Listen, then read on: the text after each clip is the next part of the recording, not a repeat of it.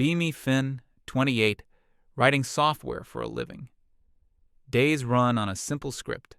Push code, lift weights, unwind with a small, familiar circle. Nothing chaotic, nothing lonely, just steady. I'm not the type to work a room, but I'm fine where I am. Roughly a year back, I get introduced to Nora through a shared friend. She's 26, works at a nonprofit focused on helping people who actually need it. First meeting hits way harder than expected. Sharp mind, confident, speaks with purpose instead of buzzwords. We end up talking way past polite conversation territory. She carried this intensity that pulled you in without trying. Everything about her felt sincere, like she actually believed in improving things instead of just complaining about them. That honesty hooked me. It stood out against the usual background noise of apathy. We started dating, and the first couple of months were amazing. The kind of relationship you see in movies and assume is fake. We were super compatible, had great chemistry, and were always exploring new things together. She introduced me to new music, new food, new ways of thinking about things. Her perspective was heavily influenced by modern feminist theory. At first, I found it interesting. It wasn't something I'd spent a lot of time thinking about, and I'm always open to new ideas. She would point out tropes in movies or themes in songs, and I'd be like, I never saw it that way. It felt like an intellectual exercise, a cool quirk of her personality. I considered myself a decent, respectful guy. I believed in equality, treated everyone the same. So I figured we were on the same page, just using different vocabularies. The first signs that something was off were subtle. So subtle I barely even registered them as signs. It was more like a shift in the atmosphere, a change in temperature you can't quite explain. We'd be having a great day, laughing and joking around. Then I'd say something innocuous. Something I've said 1,000 times in my life without a second thought. For instance, we were in a hardware store getting stuff for the apartment. I held up 2 different drills and said, "I think this one has more horsepower. It feels more robust." Her smile vanished, just completely gone. The rest of the trip, she was quiet and distant. Later that evening, I asked her what was wrong.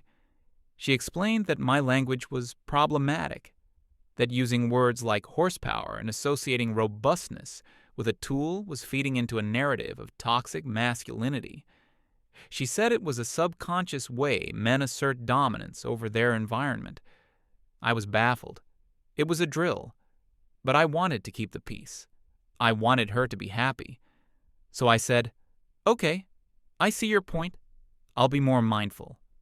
And like a switch was flipped, she was warm and affectionate again. She kissed me and said she was proud of me for being willing to learn and grow. That night, she was incredibly passionate. I didn't connect the dots then. I just thought we'd navigated our first weird disagreement. This pattern started to repeat, becoming more frequent and more obvious. Let's call it the approval system. My level of correct thinking directly determined the level of affection I received. It was a complex, unwritten rule book that was constantly being updated without my knowledge. One evening, we were watching a classic action movie from my childhood. I made a comment about how cool the main hero was. Mistake. That triggered a 45-minute lecture on how the hero represented a savior complex, and his stoicism was a textbook example of emotional stunting, glorified by the patriarchy. I tried to argue, just for the sake of discussion. I said, or maybe he's just a quiet guy who's good at his job. The temperature in the room dropped to freezing. She didn't speak to me for the rest of the movie. When we went to bed, she lay perfectly still on her side of the bed, a rigid wall of disapproval. I knew I wouldn't be getting so much as a hug. A few days later, we were talking about our jobs. I listened intently while she described a difficult situation with her boss. I validated her feelings, told her she was right to be frustrated, and used some of the terms she taught me. I mentioned that her boss's behavior sounded like mansplaining. Her eyes lit up. She told me how much it meant that I was finally starting to get it. That night, she couldn't keep her hands off me. I was the perfect, enlightened boyfriend. I had passed the test and was being rewarded for it. It became a constant draining calculus. Before I spoke, I had to run my words through a mental filter. Will this be interpreted as toxic? Does this support a harmful stereotype?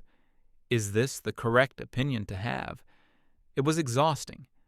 Our relationship stopped feeling like a partnership and started feeling like a probationary period for a job I wasn't sure I wanted. My friends started to notice a change in me. One of my oldest buddies, a guy I've known since we were kids, pulled me aside one day. We were working on his car, something we used to do all the time. He asked me why I'd been so quiet lately. I tried to brush it off, saying I was just tired from work. He didn't buy it. He said, "Dude, you're walking on eggshells. I've never seen you like this." I couldn't really explain it to him. How do you tell your friend that your girlfriend is withholding affection because you use the wrong adjective to describe a power tool? It sounded insane when I thought about it. So I just said we were going through some stuff. The control wasn't just about big social issues. It seeped into every corner of our life. Household chores were a minefield. I'd do the dishes, and she'd explain that the way I stacked them was inefficient and a product of men never being taught domestic labor optimization. I'd cook dinner, and she'd critique the meal as being too meat-centric, which she tied to male aggression and environmental disregard. There was no winning. My efforts weren't seen as contributions to our shared life. They were seen as opportunities for her to instruct me, to correct my ingrained masculine flaws. And every correction, every lecture, was followed by a period of coldness if I didn't accept it with sufficient gratitude and humility. The intimacy in our relationship was no longer a spontaneous expression of love and desire. It was a currency. It was a reward. It was a tool for behavior modification. If I was a good boy and parroted her opinions back to her, I was rewarded. If I was a bad boy and expressed an independent thought, the reward was withdrawn. There was a part of me that knew this was wrong, deeply wrong, but there was another part that kept trying to justify it. I'd tell myself that she was just passionate, that her intentions were good even if her methods were flawed. I'd remind myself of the amazing person I met in the beginning and hope that she was still in there somewhere. I was in love with the memory of a person, not the one who was treating our bedroom like a courtroom where she was the judge and jury. The slow erosion of my own personality was the worst part. I found myself staying silent in conversations, both with her and with my friends. It was just easier not to have an opinion. An opinion could be wrong. Silence was safe. I stopped suggesting movies or restaurants because my choices were always dissected and found wanting. My world became smaller, tailored to avoid her disapproval. And I let it happen, because the alternative was constant conflict and the cold, lonely nights that followed. I felt like a frog in a pot of slowly boiling water. I didn't notice the danger until I was already cooked. One time, her parents came to visit for a weekend. I was on my absolute best behavior. I was agreeable. I used all the right terminology. I praised Nora's work constantly. I was the model progressive boyfriend. It was a flawless performance. Her parents loved me. And for that whole weekend, Nora was the woman I first fell for. She was warm, loving, and proud to be with me. The affection was constant. The moment her parents' car pulled out of the driveway, it was like the curtain fell.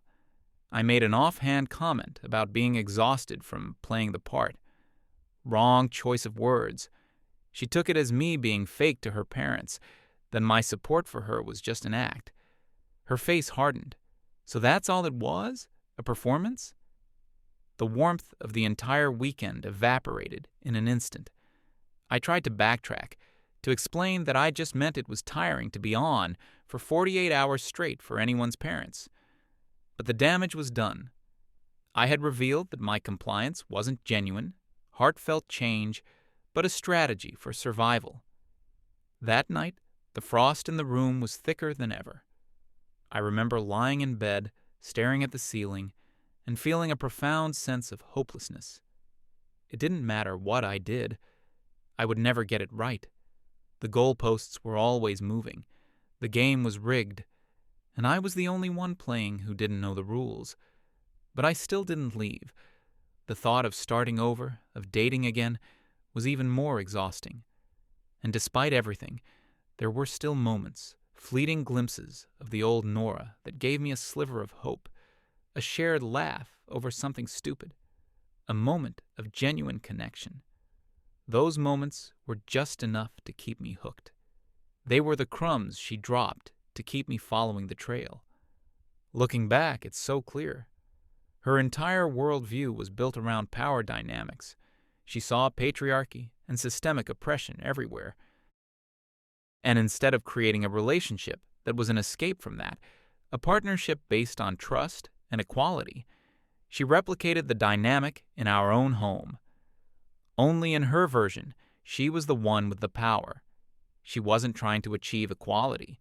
She was trying to achieve victory. She didn't want a partner. She wanted a convert, an ally who would follow her lead without question.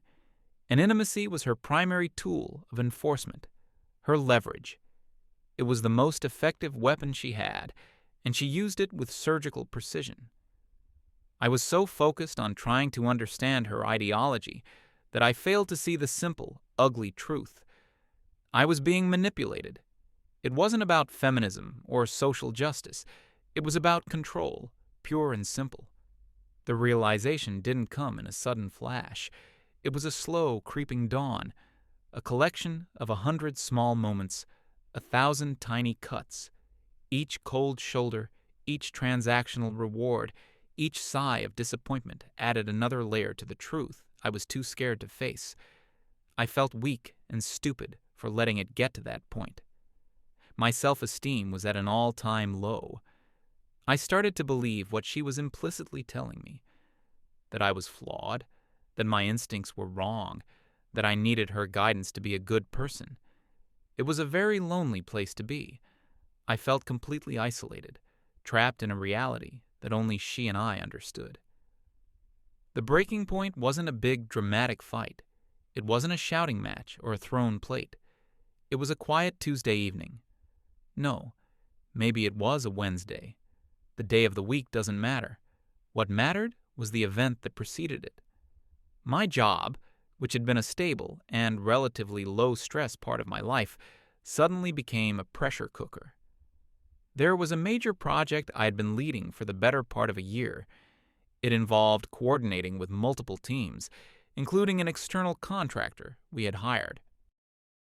A few days before the final delivery, we discovered a catastrophic error in the code provided by the contractor. It wasn't a small bug. It was a fundamental flaw in the architecture that threatened the entire project. Months of work were about to go down the drain. And because I was the project lead, the responsibility fell squarely on my shoulders. My boss, a reasonable but demanding guy, was not happy. He made it very clear that if we couldn't find a solution, there would be serious consequences, not just for the company, but for my career there. The stress was immense. It was the kind of pressure that sits in your chest and makes it hard to breathe. For 2 straight days, I barely slept. My team and I were working around the clock, fueled by coffee and adrenaline, trying to salvage the situation. We were in full crisis mode. I was mentally and emotionally drained. All I wanted was to go home and find some comfort, some sanctuary from the storm. I wanted my partner. I needed my partner. That evening, I walked into our apartment, feeling like a ghost. I dropped my keys on the counter and just stood there for a moment, the weight of the world on my shoulders. Nora was in the living room, reading a book. She looked up and could immediately see that something was wrong.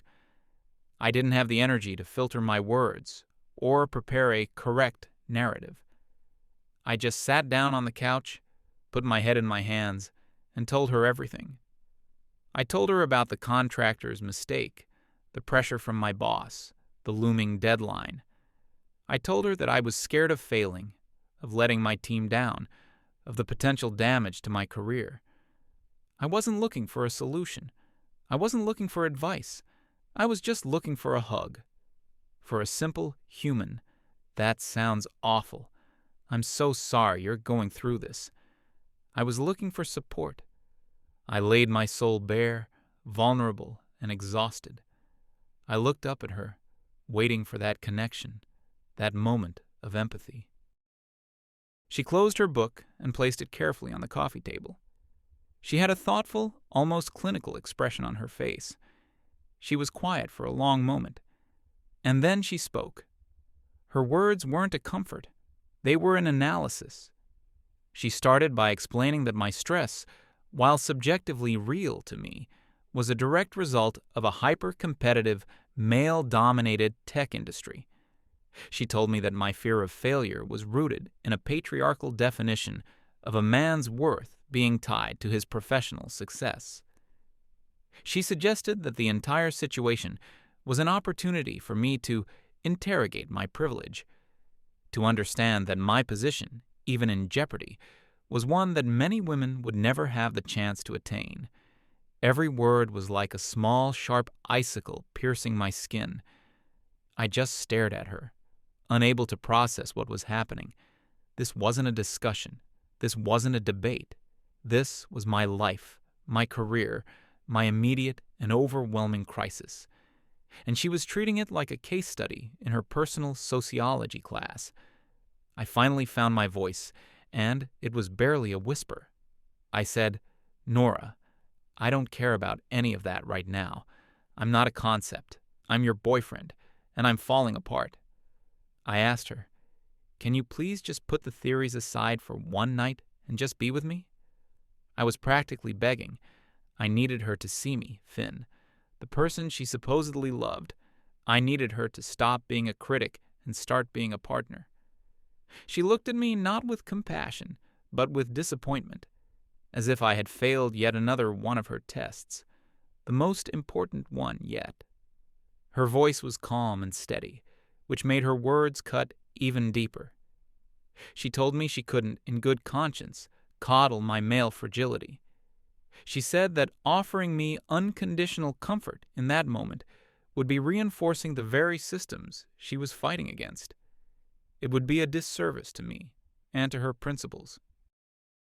She told me that true support wasn't blind sympathy, but helping me to achieve a higher level of consciousness about my situation. I felt the last bit of warmth in my body turn to ice. She stood up. She said she was going to sleep in the guest room to give me space to process my feelings in a constructive way. And then she walked out of the room, leaving me completely, utterly alone. I didn't move from the couch for a long time.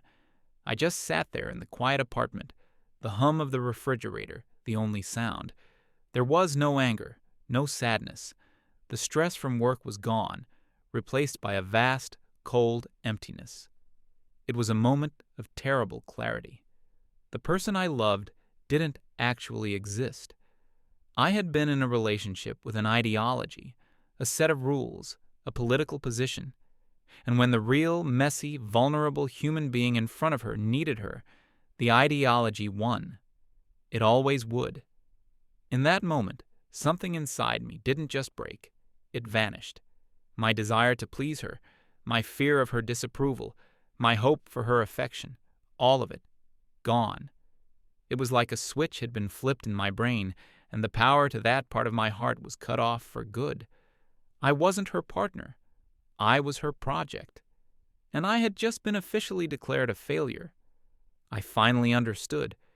You can't have a real connection with someone who sees you as a symbol. You can't find love with someone who values their principles more than your pain. I sat there in the dark, and for the first time in a very long time, I felt a strange kind of peace. The game was over. I was no longer playing. I finally slept that night. It was the deepest, most dreamless sleep I'd had in months. The work crisis was still very real, but the emotional turmoil that had been my constant companion was gone. I woke up the next morning feeling a strange sense of lightness. The usual knot of anxiety in my stomach wasn't there. I got up, showered, and got dressed for work. Nora was in the kitchen, making coffee. She looked like she hadn't slept at all. There were dark circles under her eyes. She tried to start a conversation, her voice tentative. She asked if I was feeling any better about the work situation. I just nodded and said, "It is what it is. We're working on it." There was no emotion in my voice. It was a statement of fact. I poured myself a coffee, grabbed a granola bar, and headed for the door. She said, "Finn, wait. We should talk about last night." I paused at the door and looked back at her. I said, "There's nothing to talk about. You were clear about your position." Then I left. The day at work was grueling, but my mind was sharper than it had been in ages. Without the constant background noise of trying to please Nora, I could focus completely on the problem at hand. The code started to make sense.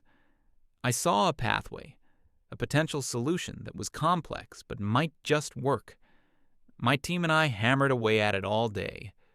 For the first time in days, I felt a spark of hope about the project. I got home late that night, mentally exhausted but in a state of calm focus. Nora had made dinner, a peace offering. It was my favorite dish. She had lit candles, put on soft music. The whole scene was a carefully constructed apology designed to pull me back into the fold. A year ago, I would have melted. I would have seen it as a sign that she really did care. Now, I just saw it as a tactic, a calculated move in a game I was no longer playing. I sat down and ate. I was polite. I said, "This is really good. Thank you." She took that as her opening. She started talking, her voice soft and full of contrition. She apologized for the night before. She said she had been too rigid, too caught up in her analytical framework. She admitted she should have just been there for me. It was a perfect apology. It hit all the right notes, but the words were hollow. They had no effect on me. It was like listening to a politician read a prepared statement. I just nodded along, finishing my food. "I appreciate you saying that." After dinner, she moved closer to me on the couch. She put her hand on my leg. It was her classic move to signal that the punishment phase was over and the reward phase was beginning. She was forgiving me for my ideological failure by granting me her physical affection. I looked down at her hand, then back up at her face. I didn't move away, but I didn't respond. I just stayed perfectly still. She leaned in to kiss me, and I turned my head slightly, so her lips landed on my cheek. I said, "I'm really tired. I think I'm just going to bed." I stood up, took my plate to the kitchen, and went to our bedroom. The confusion on her face was profound. It was a look I'd never seen before, a mixture of shock and disbelief. It was the expression of a programmer who enters a command, and the computer simply doesn't respond. A system error. I got into bed and picked up a book I'd been meaning to finish. A few minutes later, she came into the room. She tried to act normal, going through her nightly routine, but I could feel her watching me. She got into bed and tried again, moving close to me, trying to initiate something. I gently moved her arm away. "Nora, I'm not in the mood. I just want to sleep." My voice was quiet, but it was firm. There was no anger, no resentment, just a simple, unshakable fact. She recoiled as if she'd been burned. She lay on her side of the bed, facing away from me, and I could feel the waves of her confusion and frustration radiating across the mattress. But for me, there was only peace. The next few days were a masterclass in her escalating tactics. She seemed to have concluded that my rejection was a result of lingering anger. Her strategy, therefore, was to demonstrate what an amazing, supportive girlfriend she could be. She made my coffee every morning. She sent me encouraging texts throughout the day about my work project. "You're so smart and capable, you'll figure this out." She took care of all the household chores without any commentary or critique. It was a full court press of affection and support. The problem was, it was about a week too late. I saw it for what it was, not a genuine change of heart, but an attempt to repair her primary tool of influence. She was trying to fix a broken remote control by putting new batteries in it, but the receiver on my end had been completely disconnected. My team and I managed to pull it off. We fixed the code. We deployed the project just before the final deadline. It worked perfectly. My boss was thrilled. He clapped me on the back and told me I'd saved the company's reputation. The relief was incredible. I came home that evening feeling 10 pounds lighter. Nora saw the look on my face and knew the crisis was over. She treated it as our shared victory. She opened a bottle of wine to celebrate. She toasted to me, to my talent, to my perseverance. She was positioning herself as the loving partner who had been my rock through the storm. The irony was so thick I could barely breathe. She had been the opposite of my rock. She had been an extra weight, an anchor of judgment I'd had to drag along behind me. Later that night, she made her most direct attempt yet. She was confident. She had played the part of the perfect girlfriend. I had achieved my professional victory, and the logical next step in her script was the celebratory, passionate reunion.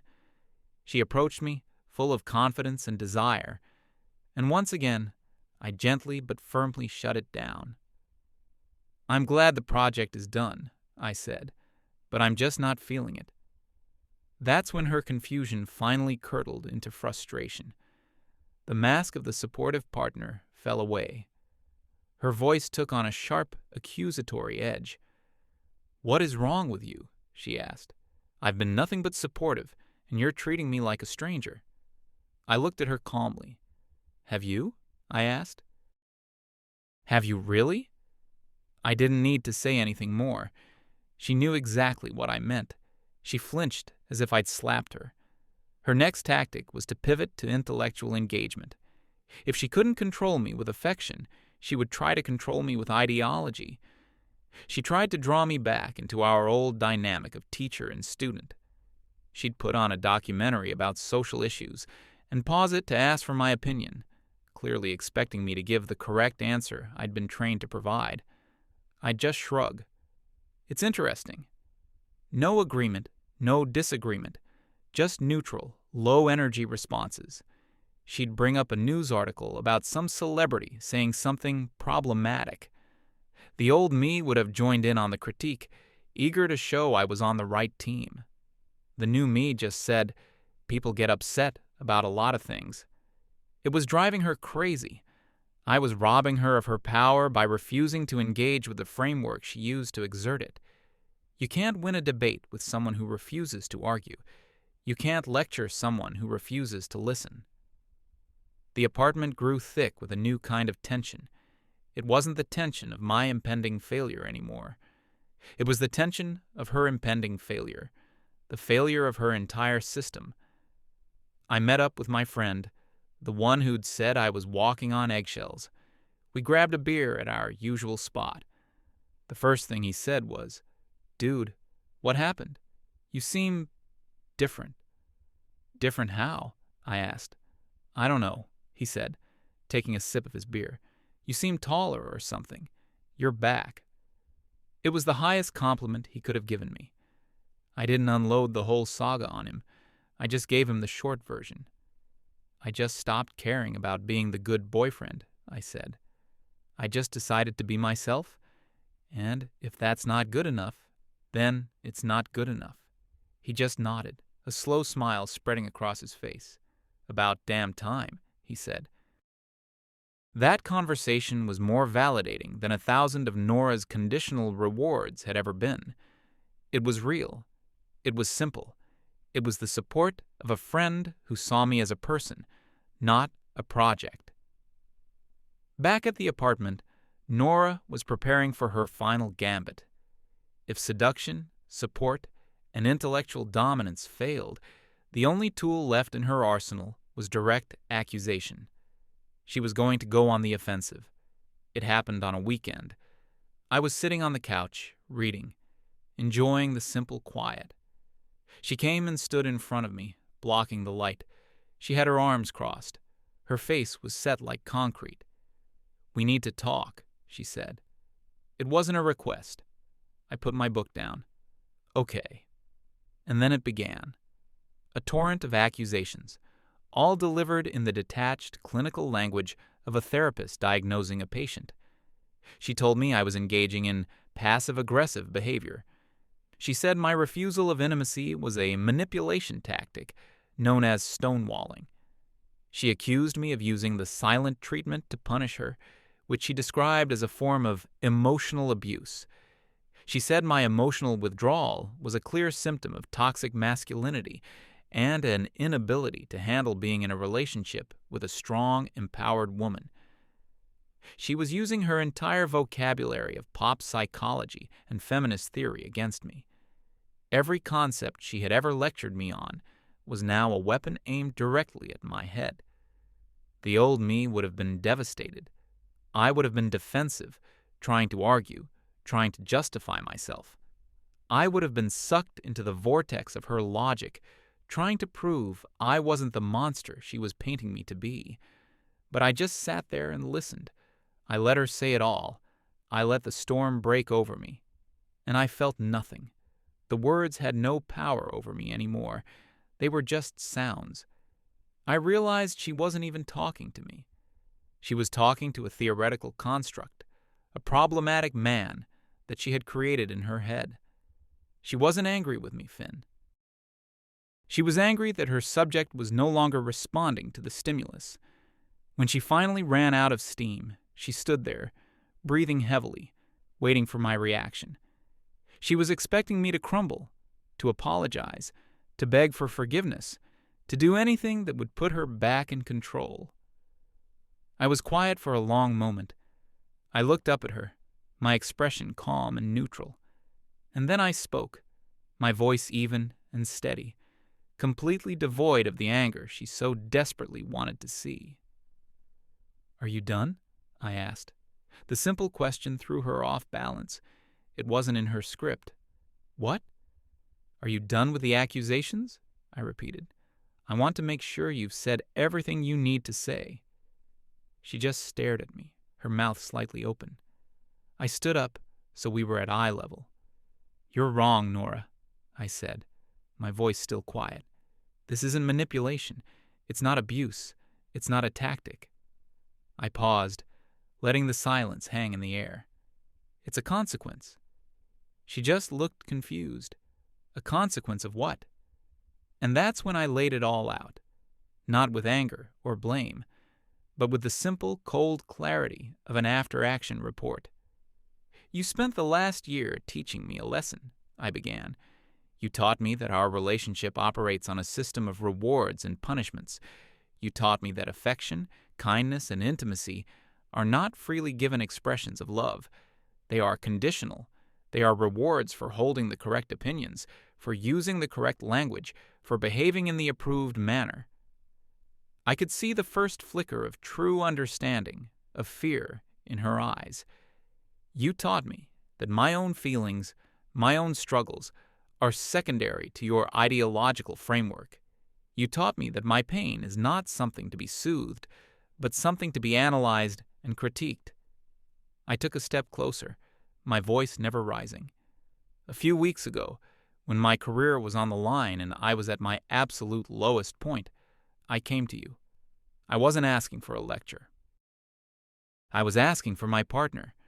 And in that moment, you gave me my final exam, and I failed." I saw a tear well up in her eye. But I continued. "You judged me.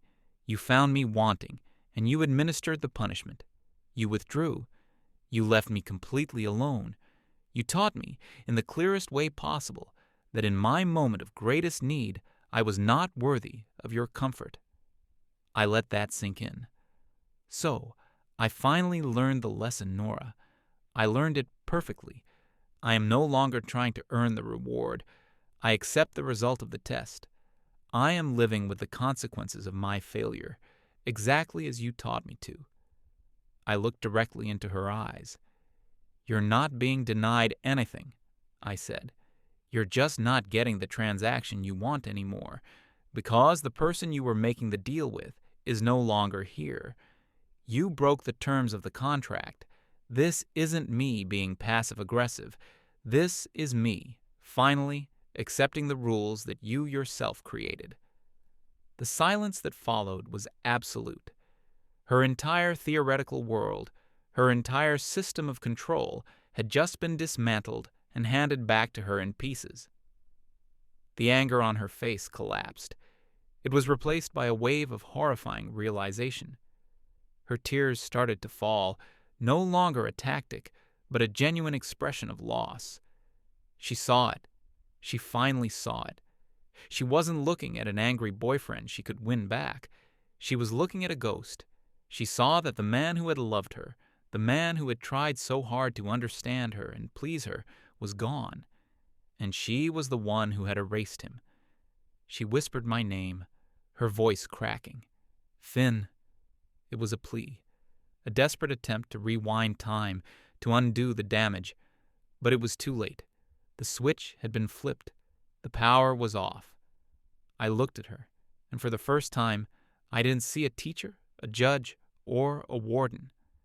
I just saw a very sad, very confused woman who had built a prison for two, only to find herself the sole inmate. I felt a flicker of pity for her, but it was distant, like watching a sad movie. There was no love left. She had traded it all for control, and in the end, she was left with neither. I turned and walked back to the bedroom to start packing a bag. The game was over, and I had won, simply by refusing to play.